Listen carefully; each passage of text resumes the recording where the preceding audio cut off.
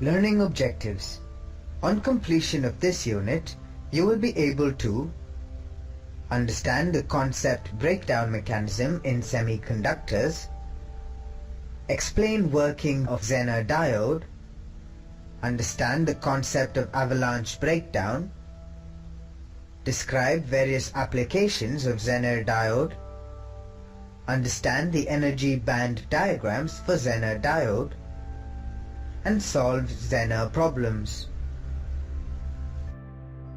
A Zener diode is a type of diode that permits current not only in the forward direction like a normal diode, but also in the reverse direction if the voltage is larger than the breakdown voltage, known as Zener voltage or Zener voltage.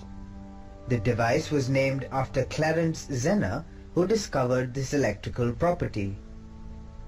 The arrowhead on a Zener diode symbol points in the direction of forward current when the diode is forward biased. The Zener diode is normally operated in reverse breakdown, and the current direction is then from anode to cathode. Figure shows Zener diode characteristics in which the forward characteristic is same as that of ordinary forward biased junction diode. In the reverse direction, however, there is a small leakage current between 0 volts and the Zener voltage, that is, just a tiny amount of current is able to flow. Then, when the voltage reaches the breakdown voltage or VZ, suddenly current can flow freely through it. Notice that as the reverse voltage is increased, the leakage of current remains essentially constant until the breakdown voltage is reached, where the current increases dramatically. This breakdown voltage is the Zener voltage for Zener diodes. This ability gives greatest application as a voltage regulator to the Zener diode. The Zener voltage or VZ must be specified. The most common range of Zener voltage is 3.3 volts to 75 volts. However, voltages out of this range are available. A tolerance of the specified voltage must be stated. While the most popular tolerances are 5% and 10%, more precision tolerances as low as 0.05% are available. A test current, IZ, must be specified with the voltage and tolerance. The power handling capability must be specified for the Zener diode. Popular power ranges are 1/4, half, 1, 5, 10 and 50 watts. The most basic Zener diode circuit consists of a single Zener diode and a resistor. The Zener diode provides the reference voltage, but a series resistor must be in place to limit the current into the diode, otherwise a large amount of current would flow through it and it could be destroyed. The value of the resistor should be calculated to give the required value of current for the supply voltage used. Typically, most low-power leaded Zener diodes have a maximum power dissipation of 400 megawatts. Ideally, the circuit should be designed to dissipate less than about half this value, but to operate correctly, the current into the Zener diode should not fall below about 5 mega-ampere, or they do not regulate correctly. When a Zener diode is forward biased, it operates as a normal diode, as can be seen from its characteristics. During forward bias condition, the Zener diode acts as an open and does not conduct until the forward voltage of 0.7 volts is reached. Reverse biased condition exists when cathode K is more positive with respect to anode A. The Zener operates in reverse biased condition only during its normal mode of operation. Each Zener diode has breakdown rating which specifies the max voltage that can be dropped across it. It also refers to its ability of maintaining constant voltage. This concept is akin to an avalanche where a small disturbance causes a whole mountainside of snow to come crashing down. Avalanche breakdown is caused by impact ionization of electron-hole pairs.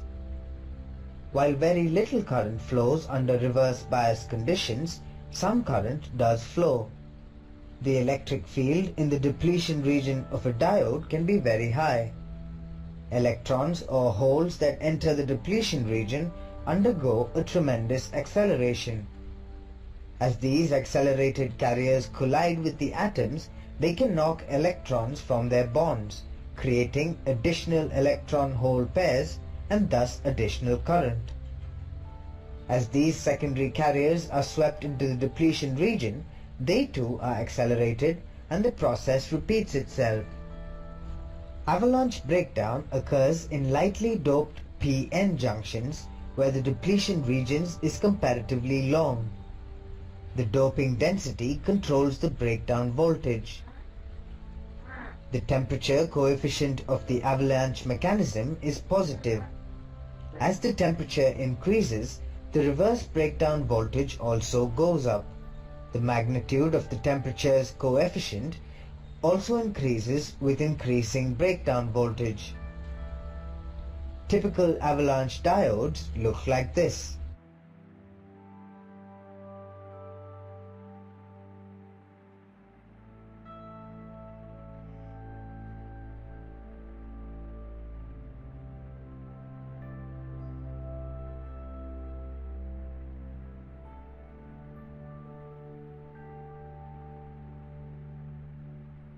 Let's compare the Zener and avalanche breakdown. Zener breakdown. In Zener breakdown, the electrostatic attraction between the negative electrons and a large positive voltage is so great that it pulls the electrons out of their covalent bonds and away from their parent atoms. That is, electrons are transferred from the valence to the conduction band. In this situation, the current can still be limited by the limited number of free electrons produced by the applied voltage, so it is possible to cause Zener breakdown without damaging the semiconductor. Avalanche breakdown. Avalanche breakdown occurs when the applied voltage is so large that electrons that are pulled from their covalent bonds are accelerated to great velocities. These electrons collide with the silicon atoms and knock off more electrons. These electrons are then also accelerated and subsequently collide with other atoms. Each collision provides more electrons, which leads to more collisions, etc. The current in the semiconductor rapidly increases and the material can quickly be destroyed. The energy bands of the P and N materials are naturally at different levels, but reverse bias causes the valence band of the P material to overlap the energy level of the conducting band in the N material.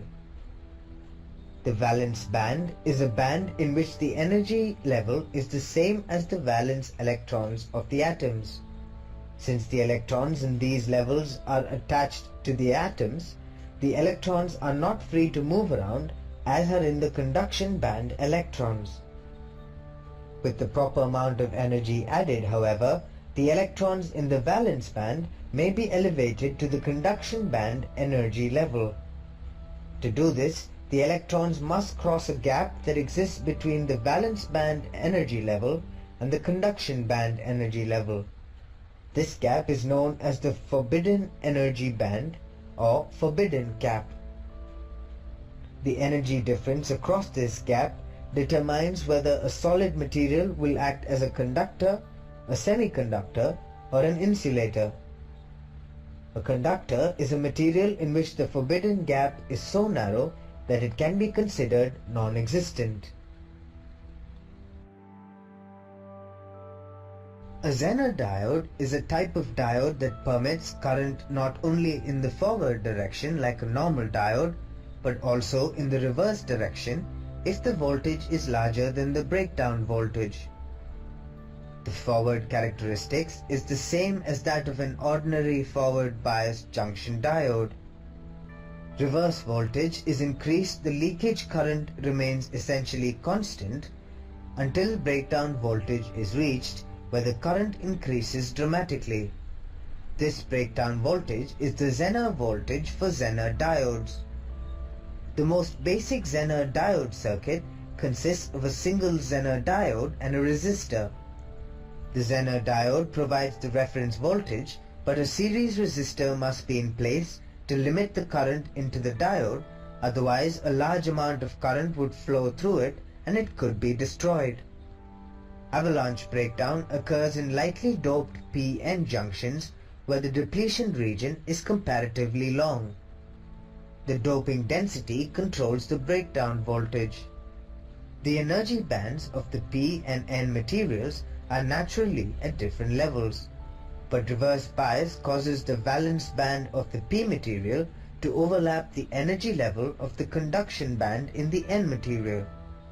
The most common applications of Zener diode: Zener regulator, Zener limiters, Zener comparator, and Zener in power supplies.